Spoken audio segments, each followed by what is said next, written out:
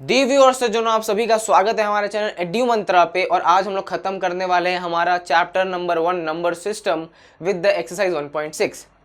तो आज का जो ये वीडियो है ये लास्ट वीडियो होने वाली है फॉर चैप्टर नंबर सिस्टम। और आज हम लोग क्या टॉपिक देखने वाले हैं, we are going to discuss the laws of exponents on real numbers. ठीक है, तो यहाँ पर जो है हम लोग लॉज ऑफ एक्सपोनेंट्स ऑलरेडी कुछ बेसिक चीज़ें पढ़ चुके हैं लास्ट ईयर क्लास 8th में। पर आज हम लोग क्या देखने वाले हैं, हम उसमें जो रैशनल नंबर्स का एक ट्विस्ट होएगा, जो उसमें एक रूट आ जाएगा, उसके साथ में वो लॉज ऑफ एक्सपोनेंट्स में किस तरीके से कुछ चेंजेस होते हैं वो चीज़ देखने वाले हैं। तो यहाँ पे इंट्रोडक्शन हम लोग करते हैं स्टार्ट। इंट्रोडक्शन में हम लोग ने जो लास्ट ईयर कुछ चीज़ें पढ़ी थी वो हम देख लेते हैं। तो सबसे पहले यहाँ पर मैं आपको कुछ बेसिक चीज़ें बता दूँ। जो हमारे एक्सपोनेंट्स होते हैं मतलब वो क्या होते हैं, बेसिकली दे आर पावर्स। ठीक है, तो जैसे मैं लिखता हूँ कि 4 का स्क्वायर, तो यहाँ पे जो 4 है ये क्या है, the 4 is the base, 4 base होता है। और जो 2 है ये 2 क्या है, ये है 2 मेरा पावर है ना। और 2 को हम लोग स्क्वायर बोलते हैं, जब वहाँ पे 3 आते हैं तो हम उसको क्यूब बोलते हैं। ठीक है, उसके आगे 4, 5, 6 ऐसे जो नंबर्स होते हैं उनके लिए ऐसे कोई स्पेशल नाम नहीं दिए गए हैं। तो यहाँ पे क्या होता है, 4 स्क्वायर, 4 क्यूब, 4:4, 4:5, जहाँ पे 4 मेरा बेस होगा और जो ऊपर नंबर्स हैं, जो नेचुरल नंबर्स आ रहे हैं वो मेरे पावर हैं। ठीक है, तो अब देखते हैं कि इनके ऊपर क्या लॉज बने हुए थे जो हमने लास्ट ईयर पढ़े थे। तो पहले हम वो चीज़ देख लेते हैं। तो सबसे जो पहला लॉ है यहाँ पे ये क्या दिया गया, देखिए a⁻p मल्टीप्लाइड बाय a⁻q। ठीक है, इज इक्वल्स टू क्या होता है, a⁻p प्लस q। अब यहाँ पे हम क्या देख रहे हैं, जो बेस है ये दोनों का सेम है। तो यहाँ पे जो दोनों हमारे वैल्यूज दिए गए थे, यहाँ पर दोनों का बेस सेम था, बस पावर अलग था। दैट इज पहले उसमें पावर था p, दूसरे उसमें पावर था q। ठीक है, तो जब बेस सेम होता है तो वो कॉमन हो जाता है और पावर्स क्या होते हैं वो ऐड हो जाते हैं। ठीक है, same goes for division. Division में क्या होता है, यहाँ पे a⁻p है और डिवीजन में a⁻ अगर q है तो क्या होगा, हमारा जो बेस है वो कॉमन हो जाएगा और डिवीजन में प्लस की जगह पे क्या हो जाता है माइनस, तो ये हो जाएगा p माइनस q। ठीक है, न्यूमरेटर का पावर माइनस डिनोमिनेटर का पावर। तो ये दो चीजें हो गई, हम लास्ट ईयर देख चुके हैं, बस एक बार हम लोग रिवाइज कर ले रहे हैं। अब देख लीजिए, अगर हमको दिया है कि a का पावर p, ठीक है, एंड इस पूरे वैल्यू का पावर q, तो यहाँ पे क्या होगा, ये जो पावर्स हैं वो खुद से मल्टीप्लाई हो जाते हैं, तो ये हो जाएगा p इंटू क्यू। ओके, और यहाँ पे एक और चीज देखेंगे हम लोग, जो लास्ट चीज होगी that is a⁻p into b⁻p। अब क्या है, बेस अलग है, पावर सेम है। ठीक है, तो ऐसे केस में क्या होगा, यहाँ पर जो हमारा बेस है वो मल्टीप्लाई हो जाएगा और जो पावर है वो कॉमन हो जाएगा, दैट इज p। ठीक है, अब पिछले वीडियो में मैंने आपको बताया था कि √x into √y equals to what, equals to √x/y, है ना, ये बताया था। तो यहाँ पे किस तरीके से अप्लाई होती है, तो एक्चुअली क्या होता है ना, हम लोग √x को x⁻½ भी लिख सकते हैं।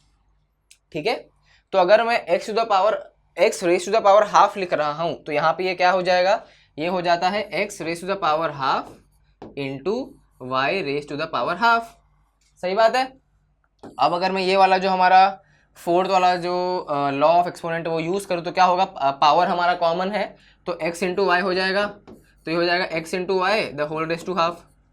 अब अगर मैं हाफ को वापस रूट के फॉर्म में लिखूँ तो वो क्या हो जाएगा, √x इंटू वाई, है ना। तो यही चीज है जो मुझको आपको एक्सप्लेन करनी थी, जो हमने आज कर ली, that is in the laws of exponents वाला पार्ट।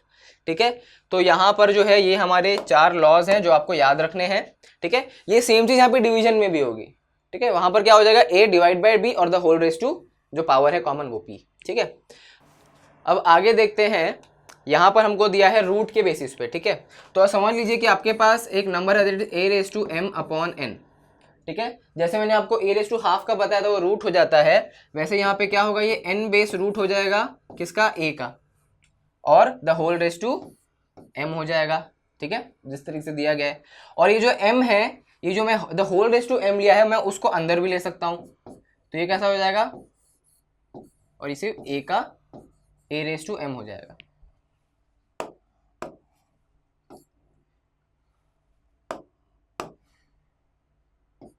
यहां आ जाएगा m। ठीक है, तो ये भी चीज आपको याद रखनी है।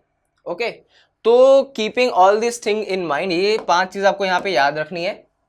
हम लोग क्वेश्चंस आज सॉल्व करने वाले हैं। तो चलते हैं हमारे प्रश्न क्रमांक 1 की तरफ। तो पहला क्वेश्चन में क्या दिया गया कि find the values of these things. ठीक है, एक बेस है, एक पावर है और उसका वैल्यू फाइंड करना है। तो सबसे पहला क्वेश्चन देखते हैं, 64 रेज टू हाफ। अब यहाँ पे हम लोग ने जस्ट अभी पढ़ा कि हम लोग कैसे लिख सकते हैं, we can write comparing with a raise to m by n। इसका क्या दिया गया था हमको, n a raise to m, है ना। तो यहाँ से इसको कंपेयर करते हैं तो क्या हो जाएगा, 64 1/2 विल बी इक्वल्स टू, ये जो 2 यहाँ पे n के जगह पे आ जाएगा, a का वैल्यू कितना है 64 और m का वैल्यू 1 है तो लिखने का जरूरत नहीं है। एक्चुअली जब डिनोमिनेटर में 2 होता है तो 2 भी लिखने का जरूरत नहीं होता, क्योंकि जब वहाँ पे कुछ नहीं लिखा है तो हम उसको क्या लेते हैं, we take it as square root. ठीक है, तो 2 लिखो या ना लिखो उसका मीनिंग एक ही होता है। ओके, अब यहाँ पे देखिए स्क्वायर रूट ऑफ 64, 64 किसी का, 64 एक परफेक्ट स्क्वायर नंबर है। यस, किसका है वो स्क्वायर रूट, इट इज 8 का स्क्वायर है वो, तो द रूट ऑफ 64 क्या हो जाएगा, 8 हो जाएगा। तो फर्स्ट क्वेश्चन हो गया। सेकंड क्वेश्चन देखते हैं, यहाँ पर देखिए सेकंड क्वेश्चन इज 32 1/5। यहाँ पर भी सेम करेंगे, कंपेयरिंग विथ वही सेम अपना, that is a raise to m upon n। ये क्या हो जाएगा, n base a raise to the power m। ठीक है, अब यहाँ पे क्या है 32 रेज टू 1/5, तो n के जगह पे आ जाएगा 5, a के जगह पे आ जाएगा 32, m का वैल्यू 1 है तो कुछ लिखने का जरूरत नहीं। अब यहाँ पर ये क्या है, रेज टू द पावर, यहाँ पे जो 5 है ना, 5 बेस का ये रूट है। तो 32 को अगर हम लोग उसका प्राइम फैक्टराइजेशन निकालते हैं ना, तो देखिए क्या आता है, ये आता है 2 × 2 × 2 × 2 × 2। बेसिकली ये क्या है, दिस इज 2 रेज टू 5। 32 क्या है, 2 रेज टू 5 है। तो देखिए यहाँ पे 2 रेज टू 5 है तो यहाँ पे क्या हो जाएगा, ये जो 5 बेस का रूट है यहाँ पे वो हो जाएगा कैंसिल आउट, और यहाँ पे 32 की जगह पे हम क्या लिख देंगे, 2। ठीक है, इजी है। अगला क्वेश्चन देखते हैं, इसको जरा फटाफट मिटा लें, जगह कम पड़ रही है ना। तो चलिए आगे देखते हैं, अगला क्वेश्चन क्या है, ये भी बहुत ही ज़्यादा इजी है। 125 रेज टू पावर 1/3, यहाँ पे वापस comparing with a m by n equals to n base root a raise to m। हमारा नंबर क्या है, 125 रेज टू 1/3। तो n का वैल्यू यहाँ पे क्या है, 3 है, तो क्यूब रूट ऑफ a का वैल्यू कितना है 125, m का वैल्यू 1 है तो लिखने का जरूरत नहीं। अब क्या 125 किसी नंबर का क्यूब है, बताइए, आप बताइए है कि नहीं। यस है, तो क्या है 5 का, 5 5 ज़ा 25, 25 5 ज़ा 125, तो यहाँ पे हम क्या लिख देंगे 5। ठीक है, तो तीनों का आंसर मिल गया, फर्स्ट का 8, सेकंड का 2 और थर्ड का 5। बढ़ते हैं अगले क्वेश्चन की तरफ। अगला क्वेश्चन में क्या दिया गया है, अब हमको m की जगह पे भी कुछ वैल्यूज आ गए तो अब उसका भी इस्तेमाल करना पड़ेगा। तो चलिए यहाँ पर देखिए, पहला क्वेश्चन है n 3/2। तो यहाँ लिख लेते हैं कि कंपेयरिंग विथ, किससे कंपेयर करेंगे हम लोग, a raise to m by n। तो ये क्या होने वाला है हमारा, n बेस रूट होगा और a रेज टू m लिख सकते हैं या फिर the whole raise to m भी लिख सकते हैं। अब यहाँ पे मैंने the whole raise to m वाला क्यों यूज़ किया वो बताता हूँ। वैसे आप किसी भी तरीके से यूज़ करेंगे ना, आपको in the end answer right आने वाला है। तो देखिए n का वैल्यू क्या है 2, तो 2 बेस रूट है यहाँ पे, a का वैल्यू है हमारा 9 और यहाँ पे the whole raise to m का वैल्यू है हमारा 3। ठीक है, अब 9 किसी का स्क्वायर रूट है, 3 का है, तो 3 और ऊपर क्यूब है तो 3 का क्यूब, तो 3 3 ज़ा 9 एंड 9 3 ज़ा 27। तो फर्स्ट का आंसर क्या है 27। ओके, फर्स्ट वाला आपको समझ में आ गया। बढ़ते हैं हम लोग सेकंड क्वेश्चन की तरफ। तो अब सेकंड क्वेश्चन क्या है, देखिए 32 रेज टू 2/5। वापिस वही कंपेयरिंग विथ, किससे करेंगे, a raise to m by n, this is equals to,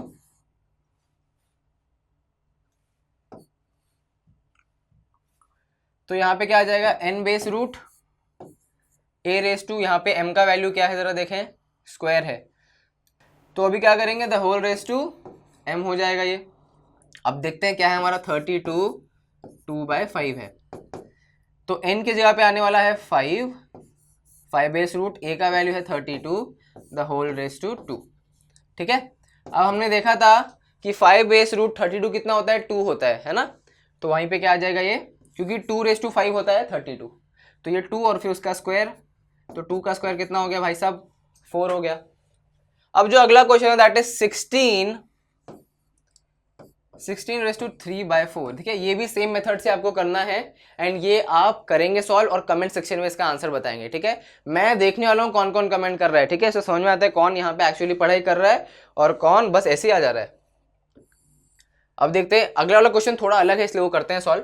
तो यहाँ पे देखिए क्या है, यहाँ पे 125 रेस टू -1/3 है। तो यहाँ पे वापस कंपेयरिंग विथ, किससे कंपेयर करने वाले हैं हम लोग इसको, we will compare it with a raise to m/n, और यहाँ पे क्या आएगा n base root a the whole raise to m। Okay, अब यहाँ देखते हैं। तो a का अभी पहले लिख रहे थे हमारा क्या वैल्यूज दिया है, 125 द होल रेस टू -1/3। ठीक है, तो यहाँ पे n का वैल्यू 3 है, तो 3 बेस रूट होने वाला है, अंदर a का वैल्यू है 125 and the whole raise to m का वैल्यू है -1।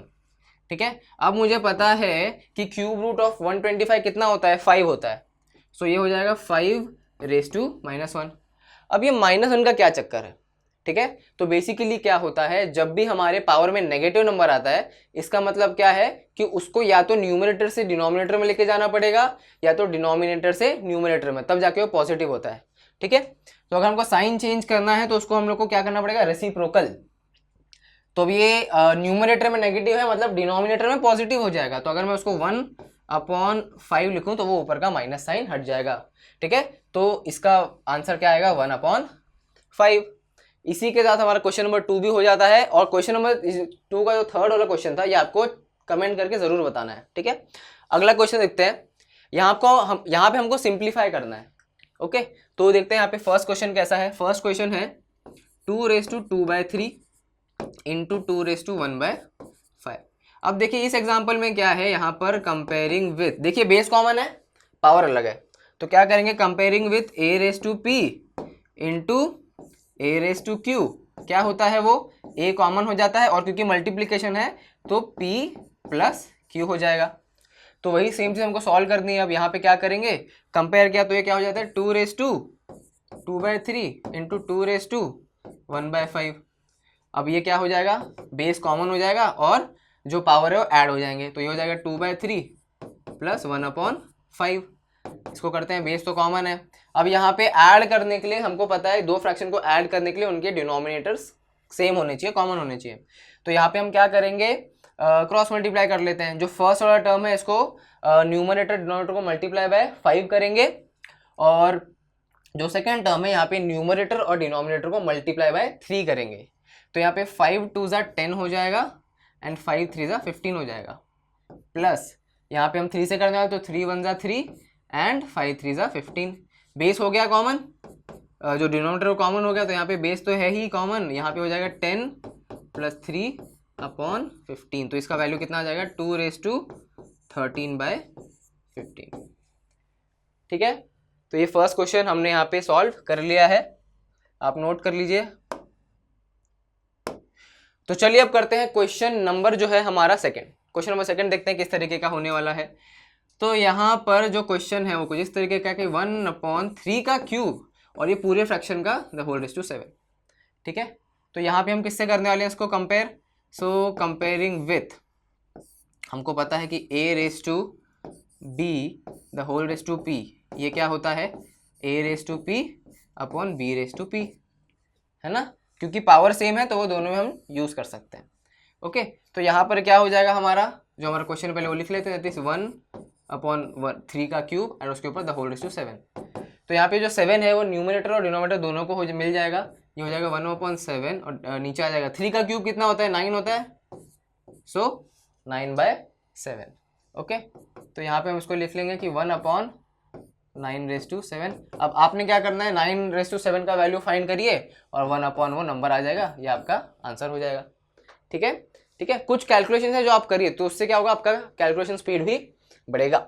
यहाँ पे हम करते हैं अगला क्वेश्चन। ठीक है, अगला क्वेश्चन देखिए यहाँ पे कैसा है कि 11/1/2 अपॉन 11/1/4। ठीक है, अब यहाँ पे हम किससे करेंगे, कंपेयरिंग विथ, देखिए 11/1/2 डिवाइडेड बाय 11/1/4।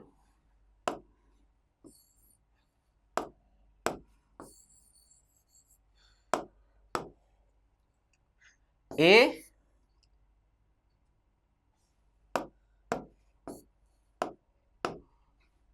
यहाँ पे हो जाएगा a raise to p divided by a raise to q। इसको कैसे लिखते हैं हम लोग, बेस कॉमन है तो वो कॉमन हो जाएगा, यहाँ पे हो जाएगा p माइनस q। ठीक है, तो ये चीज़ हम लोग को यूज़ करनी है। तो यहाँ पे हम लिख सकते हैं अपना क्वेश्चन जो है दैट इज 11 1/2 डिवाइडेड बाय 11 1/4। इसको सॉल्व करते हैं, बेस हो जाएगा कॉमन और जो हमारा पावर है वो सब्सट्रैक्ट हो जाएगा, तो 1/2 माइनस 1/4। अब यहाँ पे आप इसको सॉल्व कर सकते हैं उसी सेम तरीके से। बेस कॉमन करने के लिए पहले टर्म को we will multiply divide by 2, तो ये हो जाएगा बेस कॉमन है 11 हमारा, देखते हैं वहाँ पे क्या हो जाएगा, ये हो जाएगा 2 1 ज़ा 2 एंड 2 2 ज़ा 4 माइनस 1/4। ठीक है, अब बेस हमारा कॉमन, डिनोमिनेटर कॉमन हो चुके हैं, तो ये हो जाएगा 2 माइनस 1/4। तो ये क्या हो जाएगा, 2 माइनस 1 इज 1/4। ठीक है, तो ये आ गया हमारा आंसर थर्ड क्वेश्चन का। अब अगला क्वेश्चन देखते हैं हम लोग। तो क्वेश्चन है कि 1/7 द स्क्वायर और इंटू 1/8 का स्क्वायर। ठीक है, अब एक काम करते हैं, 7 और 8 दोनों को हम लोग लेके आ जाते हैं न्यूमरेटर में। तो ये क्या हो जाएगा 7 raise to minus 2 into 8 raise to minus 2। हमने बताया जब भी रेसिप्रोकल करेंगे तो पावर का साइन हो जाता है चेंज। अब इसको हम करते हैं कंपेयरिंग विथ, देखिए पावर सेम है, बेस अलग है, तो यहाँ पे क्या होगा a raise to p into b raise to p. इस केस में क्या हो जाता है हमारा a into b the whole raise to p हो जाता है, राइट। तो सेम यहाँ पे भी होने वाला है हमारा, तो ये हो जाएगा 7 raise to minus 2 into 8 raise to minus 2। ये क्या हो जाएगा 7 इंटू 8 रेस टू माइनस 2। ठीक है, तो यहाँ पे हम करेंगे 7 7 49, 7 8 56, तो ये हो जाएगा 56 the whole raise to minus 2। तो इसका वैल्यू कितना आ जाएगा 1/56 का स्क्वायर। ठीक है, तो इस तरीके से यहाँ पे हमारा जो है exercise 1.6 and our chapter number system हो जाता है फिनिश। ठीक है, लॉज ऑफ एक्सपोनेंट्स बहुत बेसिक है, बस वो 5 से 6 जो लॉज हैं वो याद रखना है and you can easily do this questions. ठीक है, तो आई होप कि पूरा चैप्टर आपको पूरी तरीके से समझ में आ गया होगा एंड यू आर डेफिनेटली। तो इसी के साथ हम लोग खत्म करते हैं आज की video. Thank you for tuning in, और ज़रूर लाइक करिए, कमेंट करके बताइए आपको कुछ डाउट है तो। We will meet in the next chapter, till then bye bye.